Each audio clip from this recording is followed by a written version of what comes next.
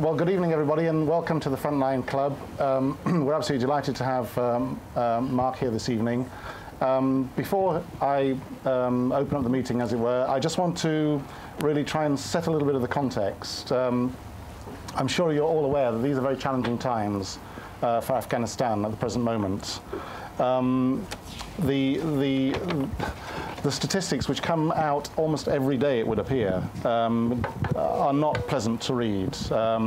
We know from UNAMA, for example, last week that civilian casualties are at an all-time high, up 14% on a year ago. We had the recent attack right in the center of Kabul, probably organized by either the Haqqani faction or Al-Qaeda, not entirely clear who did that. We know that the number of coalition troops killed in Afghanistan has almost doubled in the last year, from 295 to 520. And we know that the Afghan Taliban, whichever faction you want to look at, is resurgent and now has a presence in around 80% of the country, shadow governors in 33 of the provinces, which is almost all of them. There was briefing notes prepared by the top NATO intelligence official in Afghanistan, Major General Michael Flynn, just been made public today, or leaked, he says that security incidents, which include improvised explosive attacks, ambushes, mortar, missile attacks, and so on, are routinely hitting 500 incidents a week in the second half of 2009. That compares with the weekly average of no more than 40 or so 5 years ago. Even in the winter, which is traditionally a much slower season, incidents have not fallen below around about 300 a week, so it's still very dramatic. The Afghan government itself appears to be in crisis, almost in paralysis. Karzai is having great difficulty, President Karzai having great difficulty persuading his parliament on his choice of ministers. Corruption remains a huge, dominating problem.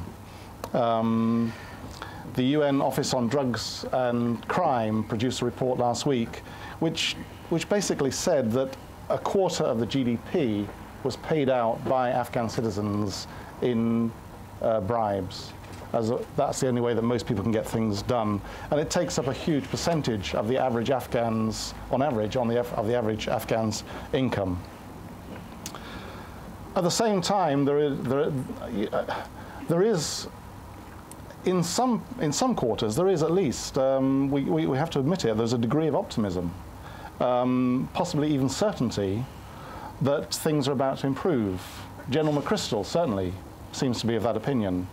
And believes that the military fight in certain areas, and maybe in Helmand itself, can actually be won. Other generals may disagree. Those other generals are probably saying, and I think this is something which has been very noticeable in recent weeks, maybe the last month or two, suddenly we have a lot of people, a lot of military people, talking about the importance of directing the Taliban towards the negotiating table, and that being a conscious strategy. Now, this week in London, we have the international conference organised by the British government, which will be discussing all these issues and more. Amongst other things, it's been widely leaked that a reconciliation program of sorts will be put forward to persuade Taliban fighters to give up in exchange for a guaranteed income. How that's precisely going to work and what it exactly means, well, perhaps we can discuss that during this meeting. We're extremely fortunate in having here tonight, and I should say, I mean, I think this meeting sold out in 2 or 3 hours. As soon as the tickets went on sale, they went, so congratulations to you, Mark. You're a crowd drawer, it would appear. Mr. Sedwill, until this morning, was our ambassador to Afghanistan. He still is, I believe. However, he now has another responsibility. He's been appointed today as, and he's just come from Brussels, as NATO's top civilian in Afghanistan. And in that post, I'm not entirely sure, I hope he's going to tell us what he's going to be doing in that post, but I believe that part of his responsibility will be to ensure that the millions of dollars that are going into Afghanistan at the moment actually get to the provinces and are not siphoned off into the pockets of officials. So if I can start, and the format of this meeting, I think, I'm sure that everybody in this room, there are many people who want to speak and to ask questions, so I'm going to keep my questions to an absolute minimum. I just want to start things rolling, really. And after that, I will open the floor to anybody who wants to speak. But if we could start, Mark, by just asking you to explain what exactly is your new appointment, and how will it differ from the role of Fernando Gentilini, the NATO Civilian Representative in Kabul at the moment? Well, Nick, thank you. That's a hell of an introduction. Last time I was in here, I at least was a lot more relaxed than I'm feeling after that. And I guess most of you are feeling about as relaxed as I did on that occasion. It's good to be here, and I'm pleased to see so many people taking an interest. In response to your first question, I want to come back to the point you made in your introduction. In response to the first question, in a sense, part of the answer arises out of events like this evening. What we have to do in Afghanistan is ensure that we are making the political and civilian side deliver alongside the security agenda, alongside the military side. We have in NATO an alliance that's decades old. It's got a sound command structure.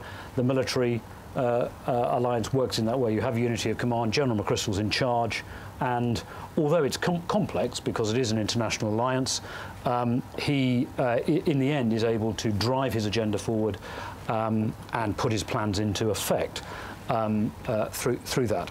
It doesn't exist that way on the civilian side. The civilian side is at best a coalition. It isn't really an alliance. Individual nations have their own responsibilities. Some have lead responsibilities for cross-cutting issues allocated by the G8. A few years ago, we took on the responsibility for counter-narcotics, for example. Germans, Italians took on others. And then, of course, you have in provinces individual nations, such as ours in Helmand, taking on responsibility for provincial reconstruction teams. The Germans, mostly in the north, Italians and Spanish mostly in the west, ourselves, the Canadians in the south, the Americans in the east. So there's lots of individual nations, each driving forward their own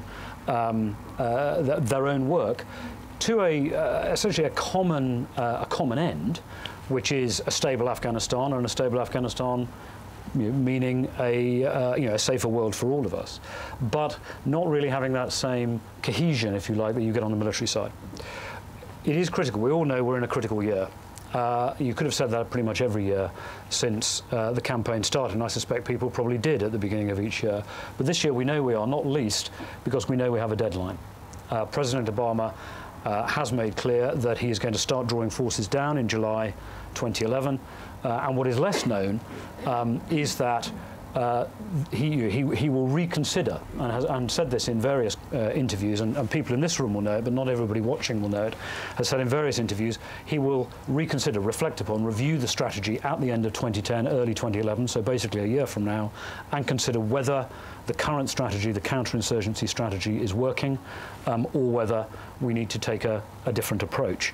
And of course, although it is an international coalition, it is very much in the end an American-led effort. And so, therefore, the exam question at the end of 2010, early 2011 will be, is this working? Are we on course? Is this going to succeed? If it is, then I believe there will be a political consensus not only in the United States but elsewhere to continue. We won't have succeeded by then, but have we turned it around, and have we redressed some of the statistics you were talking about, Nick? But also on governance, on development as well, and I'll just come back to that point in a minute. If not, then I think there will be a fairly radical relook at the whole strategy and whether we need to take a different approach. And people again in this room will know that those alternatives were considered by the US administration as they reviewed the McChrystal report from throughout the autumn.